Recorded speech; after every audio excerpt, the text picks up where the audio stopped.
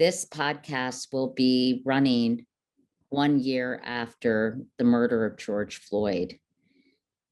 And Ibram, I wonder if you can just share with me your reflections on this sad anniversary. So I wanted the nation to be at a different place at the 1 year anniversary of George Floyd's death. Certainly it is good that the person who murdered him is being held accountable.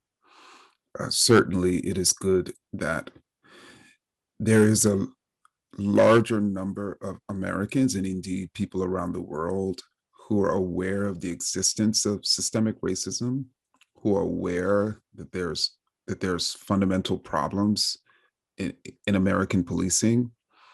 But I was hoping that we would have begun to make some pretty drastic changes to actually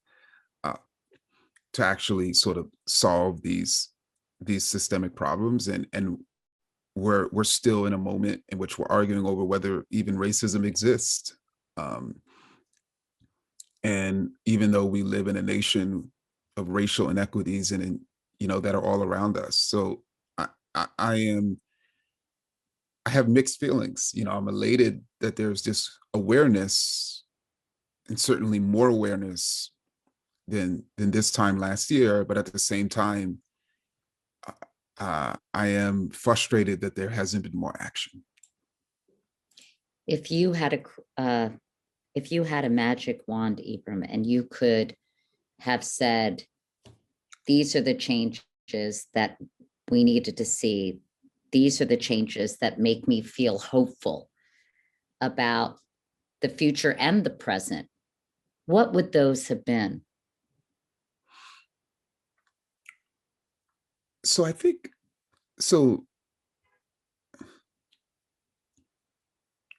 part of this is about policy and part of it is about framing.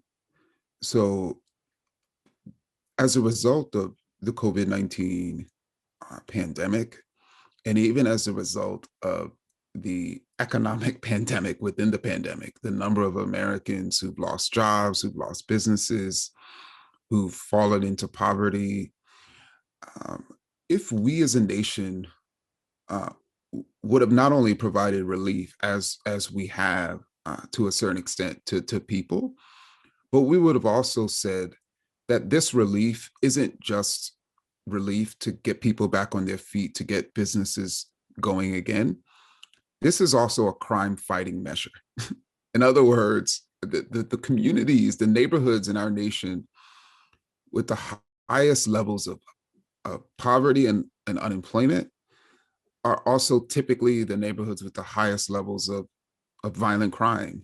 And we consider the people in those neighborhoods, namely Black people, to be dangerous, when indeed poverty is dangerous, when indeed unemployment is dangerous, when indeed housing insecurity and food insecurity is dangerous. And, indeed sexual sort of violence and patriarchy that it stems from is dangerous. And so what can we do as a nation to completely transform the conditions?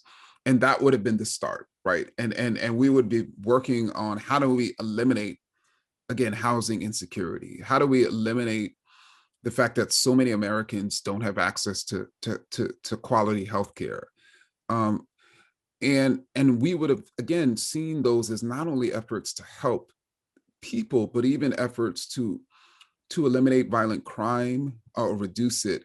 And I'm saying that because part of what happened to George Floyd is partially what happens to Black people or even Black men across this country. We're seen as dangerous. We're seen as the problem.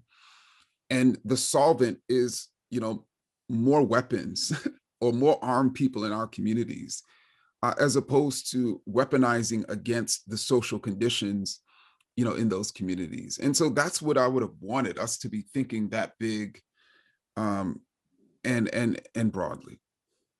Do you think that there are hopeful policy discussions going on right now, Ibram, about police brutality, about some of the disparities that were laid bare, not only as a result of what happened to George Floyd, but so many police killings involving Black people, not just Black men. Um, are you seeing the seeds of some policy conversations that you would like to see pushed faster, further? So in Ithaca, New York, a very enterprising and courageous young mayor just decided that he was going to completely reimagine public safety in that city, and that he was going to essentially let go of the entire police force and completely reorganize it to the point in which some obviously officers would be hired, but others would be rehired to specifically focus, let's say, on mental health services or social services. And so I think in part of the reason for that is because upwards of 50% of people who are killed by police in this country have a mental illness or have a mental disability. There's also efforts in places like, I believe, San Francisco, and I think it's Berkeley, somewhere out in the Bay Area, such that I think it's Berkeley, in which the police are no longer allowed to stop people for traffic stops.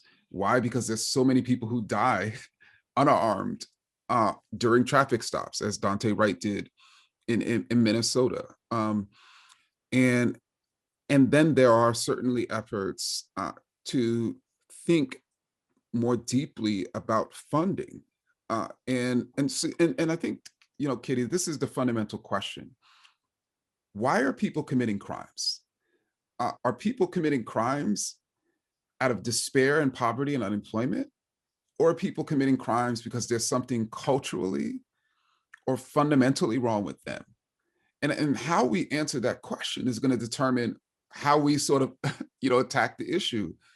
And so there are people asking that question and building policy, around it. And I think we need to move away from this model of whether there are sort of bad apples or good apples, in American policing. The issue isn't the individual cops. And I think that's where we trap ourselves, because we all are related to cops. We all know, we've all interacted with cops who've helped us. But that's not the issue. The issue is the fact that the combined cost of American policing is more than every other military in the world combined, aside from the Chinese and the American military. That's the issue. So it's not about individual cops, it's about the structure. The Black Lives Matter movement, of course, emerged many years earlier. I don't know when the official start of the movement it was, but Black Lives Matter gained extraordinary speed and momentum in the wake of George Floyd's death. Was it reassuring to you? Was there something inspiring, or as you saw people take to the streets as the Black Lives Matter movement really gained steam and momentum following the death of George Floyd, was that something that you embraced? And did it feel as if America was finally all Americans, or many Americans, not just sort of the prototypical Americans? The fact that it did seem to span the racial divide to a certain extent. Did that was that heartening to you? It was certainly heartening to me. I mean, the fact that you had demonstrations against police violence and systemic racism in every single state, in almost every single in almost every single town, no matter its racial and economic sort of makeup. And I mean, certainly was heartening to me. And some observers estimated that it was the largest series of demonstrations in American history. And and so how could you not, as someone like me who've been calling on Americans to see the problem not as bad people, but to see it as bad policy um, and as structural racism, how could I not be heartened? And indeed, by June of last year, one survey found that 76% of Americans were reportedly saying that racism is a big problem. That's the highest number ever recorded um, for a survey. And so we'll never get to a point on any issue where there's 100% of agreement. That's the beauty of humanity, right? We see things differently and we have different perspectives, but obviously with some critical issues that is facing humanity, like bigotry, like climate change, like nuclear war, like pandemics, we have to have a governing majority that recognizes it as a problem so that we could, heal from it. This is so systemic and so foundational, racism in America. And I know that you are working so hard, Ibram, to reframe and reshape the way we learn about race, the way you learned about race, and what was sort of force fed into you as a young man.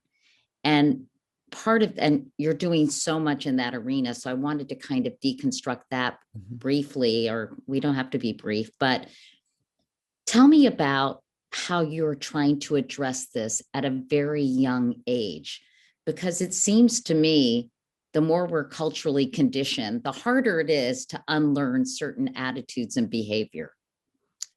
I agree. I mean, we as adults often talk about how hard it is to talk about race and racism.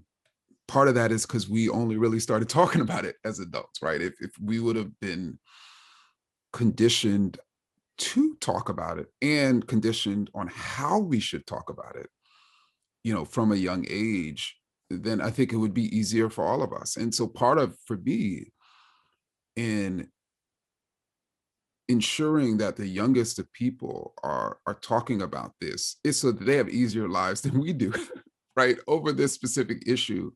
But then also they don't grow up like I did, thinking that the problem is Black people. By the time I graduated high school in the year 2000, not to date myself, I had consumed a decade worth of anti-Black ideas, saying all the things that were wrong with Black people, and I thought those ideas were true, and I thought, therefore, that the problem that needed to be addressed were Black people, as opposed to systemic racism. And really, I've spent the last 21 years trying to unlearn uh, those racist ideas that had been fed to me, and it's been unbelievably difficult. And I only wish that I would have, instead of learning racist ideas, I would have learned anti-racist ideas, because then I could have built, and I feel like I would have been so much further along And in right fact, now in my life. you write very movingly about, in many ways, you had to accommodate these anti-Black narratives from an early age. And instead of looking at your potential was kind of imposed on you. Yeah. And because think about it, if in the 90s, if there was ever a decade in American history where like Black youth were considered the American problem, in which so much of American politics revolved around Black youth, it was the 90s. And so if you're constantly being told there's something wrong with Black youth, and you are a Black youngster, and you struggle in any capacity, it's easy for you to make the leap of, I'm struggling in this way because I'm a Black youth, right?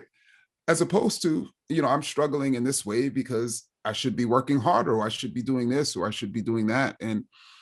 Um, and so it by the time I graduated high school, I was deeply self-conscious, about even my academic skills, whether I was even worthy of college. I only ended up applying for 2 colleges because I didn't feel that I was worthy of college. I was shocked when one of the colleges, the first of the 2, admitted me. Like literally, I did not think I was college material. And I, I always wonder how much of that had to do with this internalized idea that there was something wrong with people like me. You are now working to kind of stop that conditioning in young kids with a picture book. You have the Anti-Racist Baby. You also have a 2016 book, Stamped from the Beginning. It was just rewritten for middle graders. It was just rewritten for middle school students. And talk about what you're trying to do in terms of shaping their perspective and why that is. I think you've really just described why that's so critically important, because you want them to not be in your situation when you were a high school senior thinking you had no right or weren't college material. Yeah. So talk about those projects. So first, I think as caretakers, as people who love young people, and I have 95% of people love young people. I think it's important for us to recognize that they see racial inequality. It's not hard to see, right? And so they're going to see that some people, namely white people, have more. They're going to see that other people, let's say, Black and brown people have less. The question that they're going to be asking is why? But they're also going to live in a society where there are these messages that are told to adults and young people that there's something wrong with Black people and something right about white people. And so you separate those two and you put them together.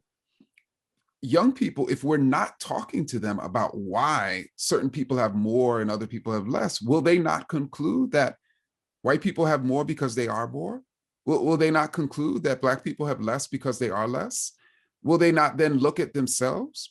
Will not a young white boy say, I'm special because I'm white, as opposed to I'm special because I'm nice or because I'm inquisitive? Will not a young Black girl say, there's something wrong with me because of the color of my skin? Will that not affect their development in terms of whether, self-esteem or even conceit? We don't want our kids thinking too high or low of themselves. But ultimately, will they have an accurate rendering of society? And the key to this isn't, to teach them that the opposite of those ideas, that, white people are less or Black people are more. The key is, well, this is the result of bad rules that have favored certain groups of people over the course of time and still do. Just like, you don't like your curfew or your bedtime. There are rules in society that have created these inequalities, and these inequities don't just exist between, let's say, Black and Native people. They also exist between white people. In other words, certain wealthy white people have certain advantages over certain white poor people, and white poor people are called white trash, which is a racialized term, and you shouldn't think of any group of people in that way. And so there's so many different, it allows us to really get at and explain why inequality exists. And it allows young people to not think that there's something wrong with people. I'm going to continue to say this, like, it is so important for us to teach adults and young people that the racial groups are equals. And that doesn't mean that the individuals within the groups are all the same. I know some Black folks and white folks who work harder than me, right? But when we talk about groups, to say that a particular racial group works harder or is lazier or is more gifted or more smarter than another group, that's the problem. Let's talk about the role critical race theory has in this, because it's become, a dirty a dirty phrase Yeah. among certain segments of the population. And I think it's quite misunderstood because, like so many things in our current culture, it's become weaponized. So, I think, can we begin by just explaining what critical race theory is and why it doesn't need to be a dirty phrase? Sure. So I think critical race theory emerged in the late 1970s and especially in the 1980s, specifically among legal scholars and lawyers and activists who recognized by the 1980s that racial inequity in housing and education and criminal justice and the environment were persisting after civil rights. And so critical race theorists then started to examine the structure of policies and power, uh, many of which were perceived to be race neutral, that was maintaining the inequity. In other words, the critical examination of structural racism. And it wasn't necessarily an attack on white people as it's consistently being framed. It was an attack on structure, on policies, on practices um, that were leading to this inequity, and injustice. And I think it's unfortunate that critical race theory, which again started out in legal circles and now has expanded to other circles. Personally, one of the most fascinating interventions of critical race theory was by Kimberly Crenshaw, who coined the term intersectionality, in which she really wanted us to think about the intersection of, let's say, racism and sexism and the way it was impacting Black women. So you can't really understand what's impacting the race genders without understanding both. And this gave us the tools to really analyze, our society and the laws in particular that were maintaining inequity, which is why it sort of derived from legal theory. And the governor of Idaho recently signed a bill to ban it. And what happened? How did critical race theory become a weapon by the status quo or by certain segments of the population or political groups? So I think I mentioned earlier how last June, 76% of Americans were recognizing that racism is a big problem. And ever since the June, there has been a concerted effort to basically chip away at that highest ever percentage of sort of anti-racist awareness in this country. And this is the latest effort. And largely because, so let's say, for instance, if you are a legislator who recognizes that the ideology of the country and the demographics of the country are moving away from you, such that you can't get elected if everyone is easily able to vote. So what you're going to do is figure out ways to suppress the votes of your political opponents. And if those political opponents, and if you tailor those laws to specifically target Black and Brown and Indigenous voters, whether they're written into the law or not, those are racist policies. And so, but how do you get away with those racist policies? By convincing your constituents and the American people that racist policies don't exist. And that actually the real problem are those people who are identifying certain policies as racist. No, those are the real racists, the people who talk about racism, not the policies themselves. So that allows you to get away with those policies, continue to pass them, continue to cause people to think that the problem are those who are identifying racism rather than the racism itself. And then you're able to convince your constituents, who now it's harder even for them to vote, that those policies are not only good for them, but they're also not racist. And so to me, that it's part of a larger plot and plan uh, to establish sort of a very small segment of people controlling the rest of us. Is it the last gasp of a white patriarchal system? I'd like to hope so. And I like to hope so, because even the white patriarchal system, white men, for instance, many millions of white men right now are not benefiting from it. uh and to give an example, we have this epidemic right now that we're not talking about, of white male suicide by handgun, and the levels of white men who are dying via suicide by handgun are at the levels of Black men who die by homicides. Um, and so why is that? And where is this primarily happening? This is primarily happening in states that are controlled by politicians who primarily say they're defenders of white men, right? And I'm going to make it easier for you. I'm going to make sure that you have your Second Amendment rights. I'm going to make sure you have access to guns so you can protect you and your family and your quote women from those Black criminals, those Latinx immigrants, and those Muslim terrorists. So then they're able to get guns, and now they're killing themselves. And it's a tragedy. It's a tragedy that continues to happen, just as you have so many white working class men who were devastated by this pandemic and this previous presidency. At the same time, they are imagining that certain elected officials are seeking to benefit them.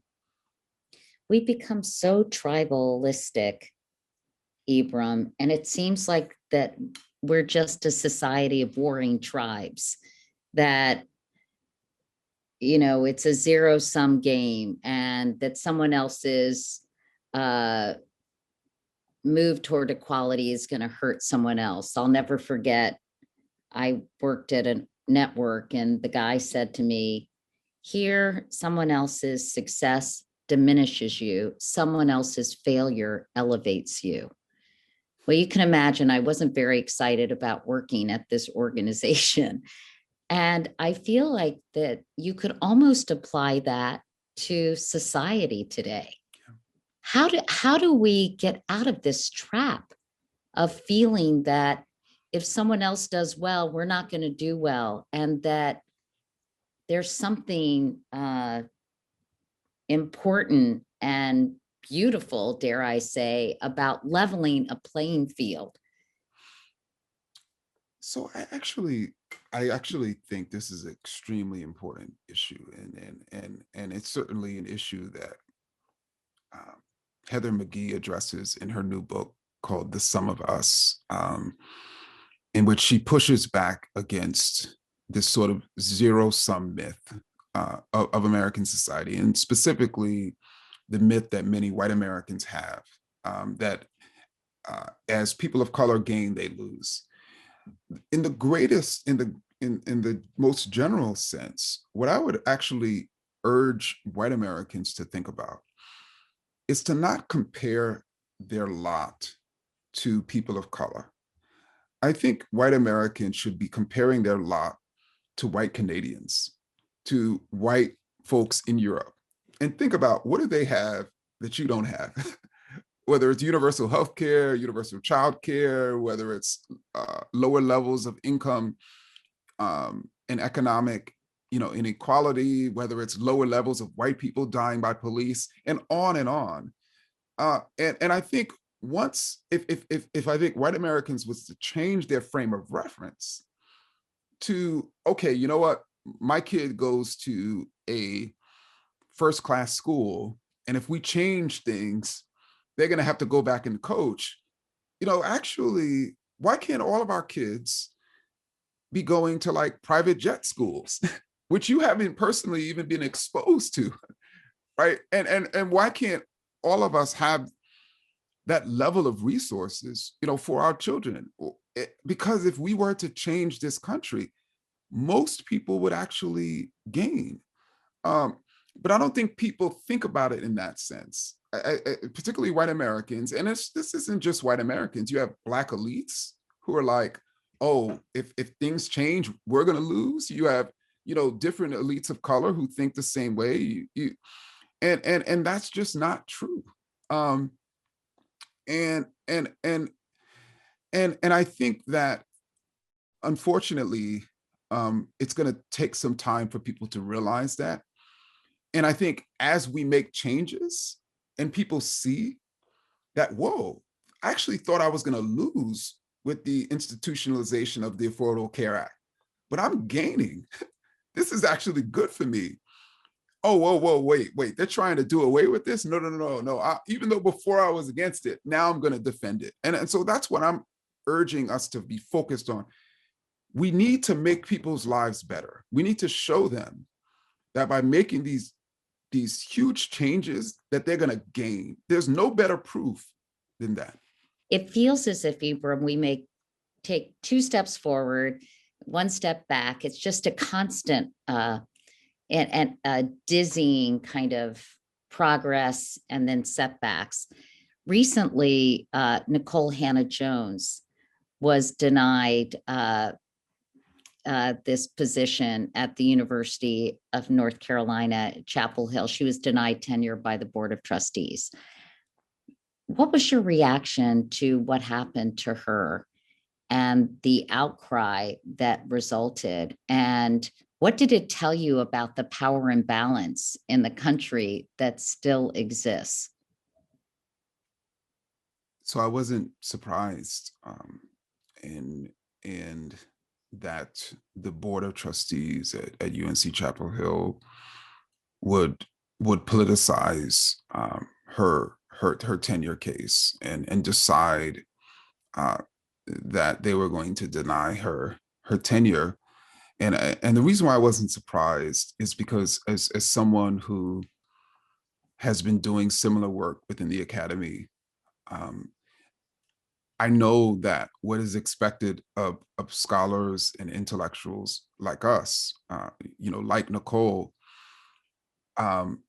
is sometimes we simply are unable, no matter what we do, even if we're a Genius Award winner, a Pulitzer Prize winner, MacArthur, Genius, yeah. MacArthur, even if we've won, as Nicole has, multiple national magazine awards, even if we are the conceiver of one of the most important journalistic projects, of our time, that's still not enough, because your politics, and I should say their politics, sort of block us. And I think I took it very personally, in the sense that I've seen that happen to so many people in the academy, obviously who weren't as well known as Nicole, and in certain ways I've had to overcome massive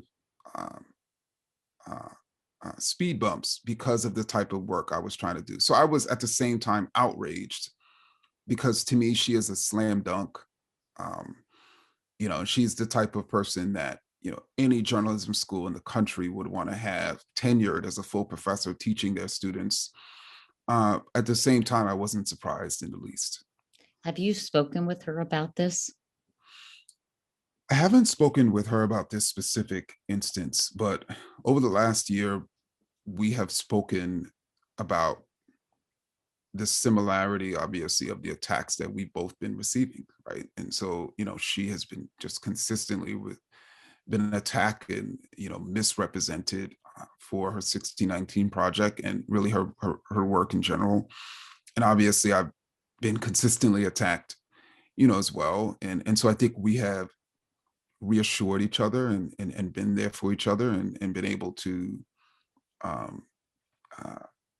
share that, we were going through similar sort of experiences. And but at the same time, I know how deeply she cares for students, journalism students. I know how deeply she cares for this nation. I know how deeply she cares for Black life, and I know how just brilliant she is as a thinker, as a writer, and as a creator. And so I also took this personally as someone who's a huge admirer, of her, because to me, she should be celebrated as opposed to denied, tenure. What should she do? I think she should do what she has just continued to do amazingly, despite the critiques on the 1619 project, and her work and her vision for the country. She has continued to power through and do her work. But And should she leave that institution? that's not something I can answer. If it were you, would you?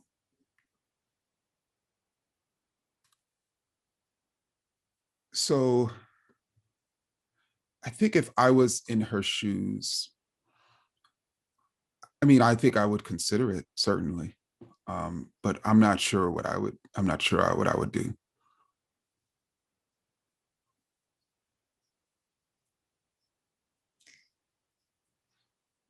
What can people, I think a lot of people's eyes were opened in a way they hadn't been before. They might have been, they might concede that racism exists, it's bad. But I think that many white Americans got a very important and late education in racism because it was talked about in a way that had been only addressed around the edges, really, in media and in culture writ large. How do we continue the conversation? How, in a country that has a very short attention span and really demands almost instant gratification, and instant solutions, how can we continue these important conversations? How can we push for change? What is the most effective means of doing that?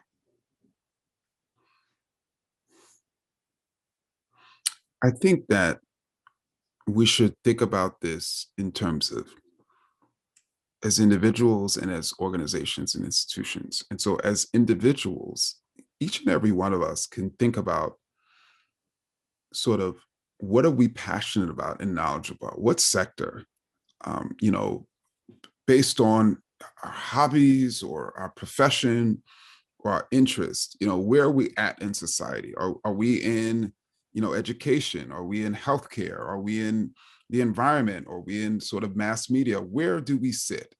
um, and then secondly, I think each and every one of us as individuals can think about, okay, those organizations in our specific space that are challenging racism, that are trying to create equitable and just sectors or institutions or communities, how can we support them? Right? What can we do as individuals to support them, whether through volunteering, whether providing our expertise, whether donating to those organizations? What do we have to give to those efforts? And then obviously most of us live in local communities, neighborhoods, work in institutions. And so it's thinking about that in the same vantage point, those folks who are working against this in my specific neighborhood, in my specific institution, how can I support them? I can't let you go without asking you about your health, because you were diagnosed with something that affected me personally. I lost my husband to colon cancer in 1998. He was 42 years old. And first and foremost, I want to see how you're doing, if I can help you in any way, and how you're kind of soldiering on, because I know firsthand it's a rough, if it's a rough road. Wow.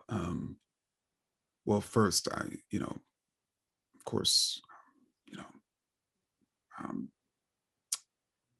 my heart, of course, goes out to your family, and I'm sure it's something that you've been living with and dealing with for quite some time. And I am elated, whether elated is the best word, I don't know, that recently the screening age was lowered to 45.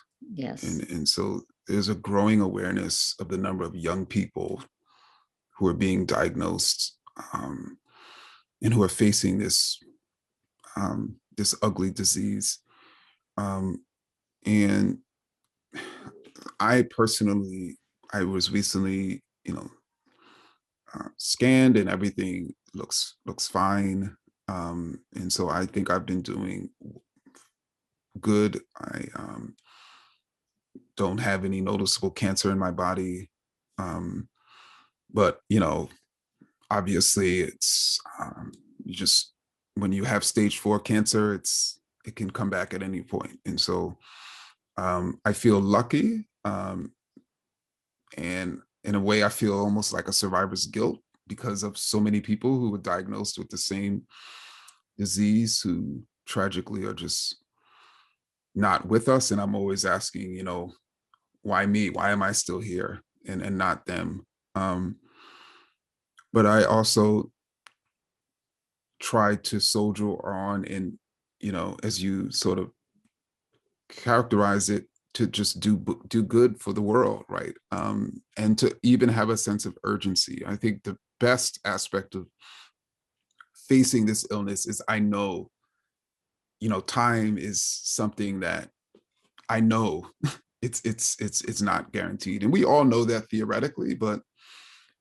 for me, it's the idea of, oh, we can just wait to do that. Well, I can't wait. I don't know what's gonna happen at my next scan. I don't know what's gonna happen 2 months from now, or if I start feeling something. And so I think it gives me a level of urgency. I think that's why some people are like, why are you doing all these different things? Why don't you wait to do this or that? And I'm like, wait for when? Right. And also I think we have to have a certain level of urgency because there's so many people who are suffering.